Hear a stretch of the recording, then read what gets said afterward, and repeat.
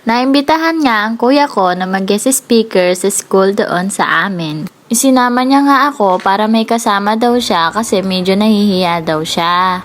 Winelcome nga kami agad ng mga teachers at pinapasok kami sa office. Then nung mag-uumpisa na nga ang program ay pinalabas na kami kasama ang mga teachers. Hindi nga sana ako sasama sa paglakad sa kuya ko papuntang gym. Kaso, sabi ng mga teachers sumama daw ako at na may kasama daw ang kuya ko. Nahihiya nga ako dyan kasi hindi naman ako yung imbitado, ang kuya ko. Pero go na ako kasi sabi naman ng mga teachers. Hinahanap nga ng mga teachers ang nanay namin kung nasaan. Bakit daw hindi namin kasama?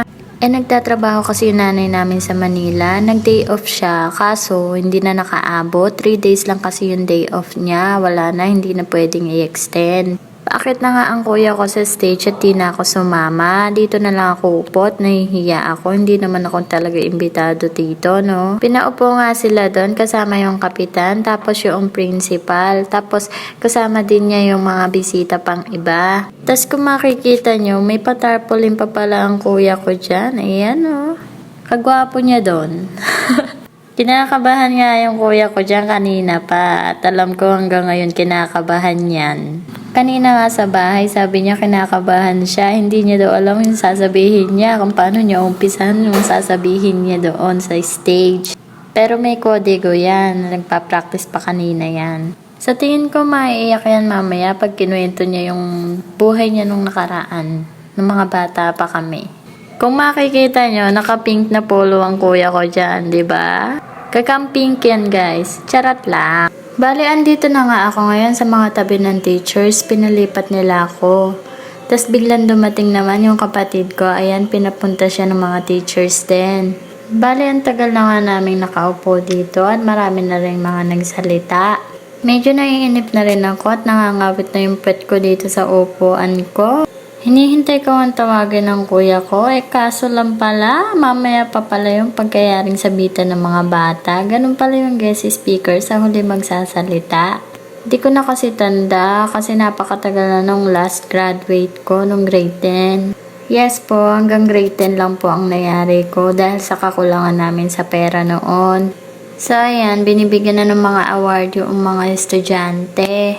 At pati na rin ang kanilang mga certificate. At kasama nga doon ang kuya ko sa pagbibigay ng kanilang mga medalya at mga certificate. At dito nga nagsigawan ng mga estudyante kasi tuwan-tuwa sila sa kaklase nila kasi naka-gown. Boy siya. Daig pa niya ang babae sa aura niya, pak na pak, ganun. O diba, sana all maganda. At pansin ko nga pala sa mga estudyante dito sa Rueda, napakagagalang mga nagbe-bless pa. Ayaw magpa-bless ng kuya ko kaya iniiwas niya, nakikipagkamay na lang siya. Nagmumukha matanda daw kasi siya kapag nagpapamano siya kaya ayaw niya. At ayan, dahil tapos na nga ang pagsasabit sa mga bata at pagbibigay ng certificate at ayan, tatawagin na nga ang kuya ko, ang pinakahihintay ko. An epitome of successful and talented Batang Taga-Uno. Truly exemplify intelligence, intellect, and talent of a proud San Andres One alumni. Ladies and gentlemen, without further ado, let us give a round of applause to our guest speaker, Mr. Genil Viloria Gadaingan.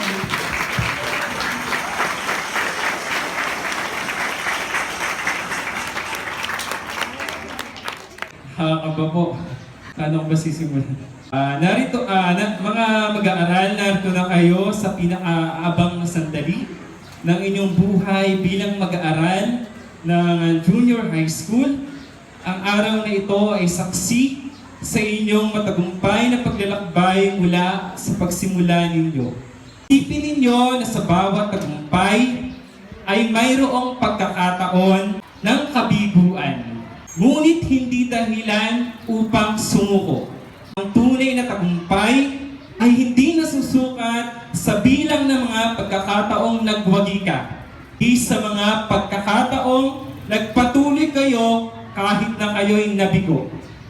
Aking motto na lagi kong pinangahawakan, makamit ang pangarap at tagumpay kung ikaw ay magsisikap. Nais kong ibahagi ang aking kwento na maaaring mapagkunan ninyo ng inspirasyon sa pagkamit ng inyong pangarap. Po ang aking kwento mula nung elementary ako. Lalasan po dito po sa elementary, tuwing Sabado-Linggo, makikita niyo ako dyan naglalakad sa kalsada. Ako po yung batang nagtitinda na yun, nang laging sinisigaw. Donut! Kung naalala niyo po yun po yung business namin na yun. Kadalasan po yan, dyan sa kalsada. Sigaw dito, sigaw dyan. So siguro naman po may mga suki ako dito noon. So yun po yung trabaho ko. Tumutulong na po ako sa aking mga magulang tuwing Sabado at Linggo po. Yun po ang aking trabaho para matulungan ko ang aking magulang.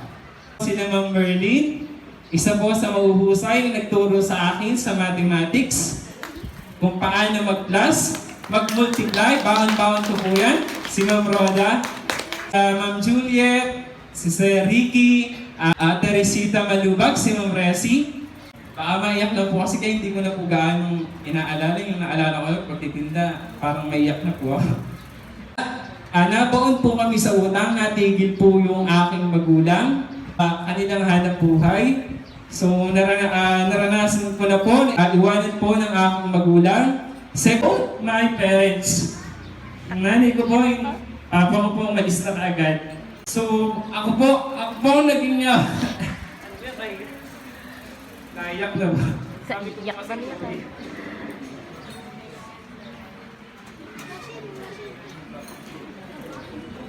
So ako na po yung naiwang magulang ng dalawang kapatid. Naiyak pali ako.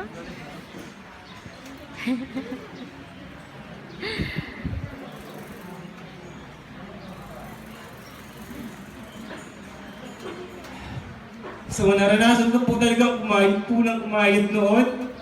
Andiyan po sila, Maria.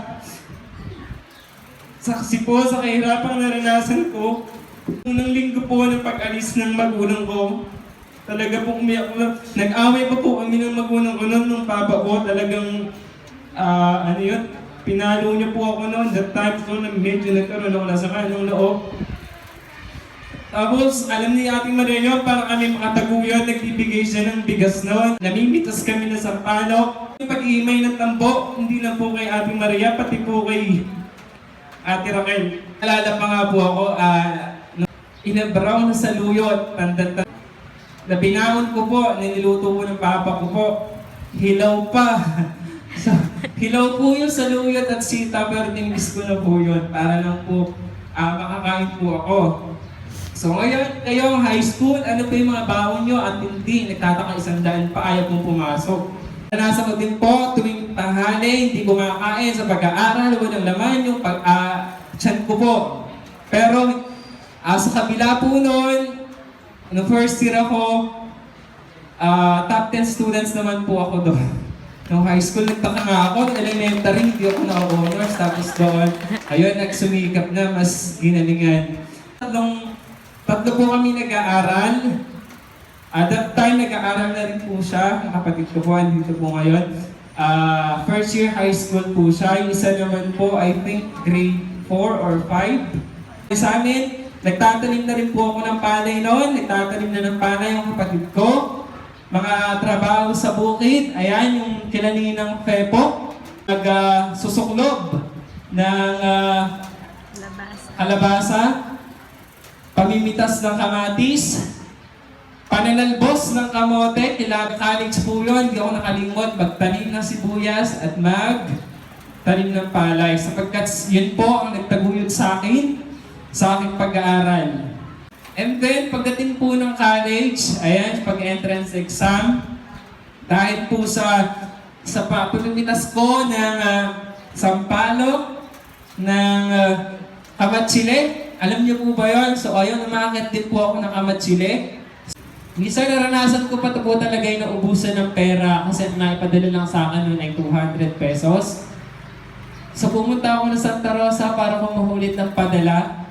Kasi nadidelay po minsan yung padala talaga ng aking papabulon.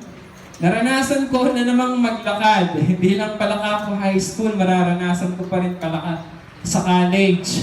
So mula Santa Rosa, bayan ng Santa Rosa, hanggang Sumakab Este sa Cabanatuan, naglakad ako.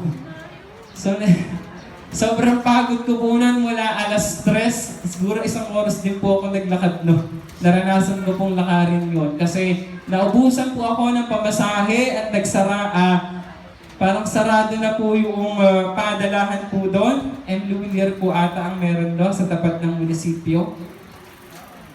So naglakad po ako. And then after that, pinasasalamatan ko po sa Diyos na ako ay naging DOST scholar na tumatanggap po ng 5,000 per month. Para po magkaroon ng scholarship. Sumali po ako sa isang DOST folkloric group na kung saan po sumasayaw po ng mga folk dance. So maswerte po ako na nakapasok ako doon sapagkat yun din ang nakatulong sa akin para mabawasan po ang tuition fee. So sobrang bait po ng advisor namin doon, si Pilino Kipse.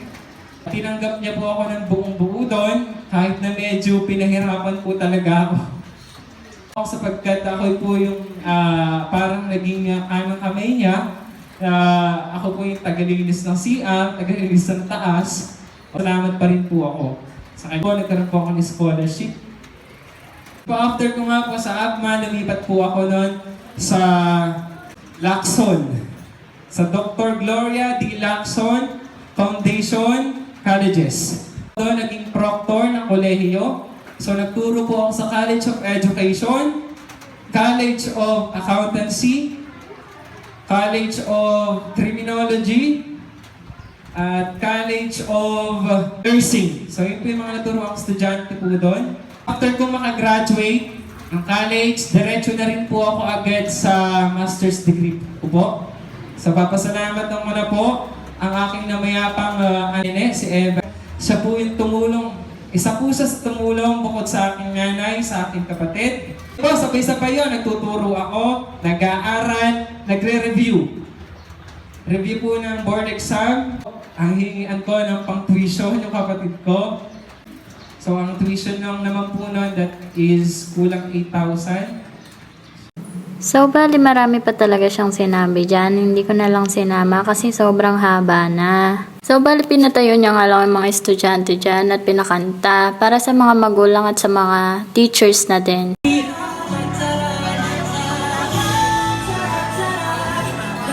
O, tandaan natin, ang buhay ay napakabilis.